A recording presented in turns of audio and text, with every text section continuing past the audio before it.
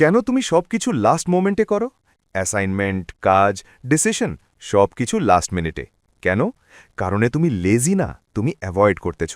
যখন কোনো কাজ বড় লাগে, ব্রেন অটোমেটিক্যালি বলে পরে করব। এটাকে বলে প্রোক্রাস্টিনেশন। তুমি ভাবছ আরও টাইম আছে, কাল থেকে স্টার্ট করব, কিন্তু কাল কখনো আসে না। আর একটা কথা, তুমি প্রেশার ছাড়া কাজ করতে পারো না। ডেডলাইন যখন মাথার উপর আসে, তখন সাডেনলি এনার্জি চলে আসে।